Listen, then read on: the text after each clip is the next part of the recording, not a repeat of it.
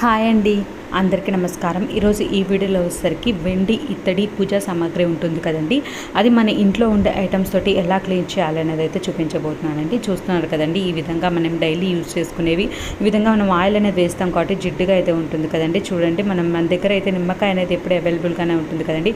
ఎప్పుడు పీతాంబరి పౌడర్ తీసుకొని రావడం అలా లేకుండా నిమ్మకాయ అనేది ఉంటుంది కదండి. ఆ నిమ్మకాయ అనేది ఒక్కటి పిండేసుకొని, ఒక ఉప్పు అనేది పిండేసుకొని, తర్వాత వచ్చేసరికి బేకింగ్ సోడా ఉంటుంది కదండి, ఆ బేకింగ్ సోడా అనేది వేసేసుకోవాలండి. వేసేసుకున్న తర్వాత దాన్ని అయితే జస్ట్ వాటర్ కూడా ఏం వేయాల్సిన పని లేదండి.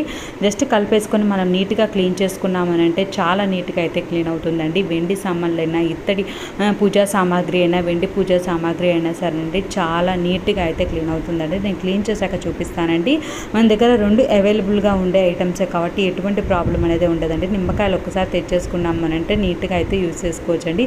ఎంత నీట్గా క్లీన్ అయిందో చూస్తున్నారు కదండి. మీరైతే ఎలా క్లీన్ చేస్తారనేది కామెంట్ సెక్షన్లో తెలియజేయండి. Thank you.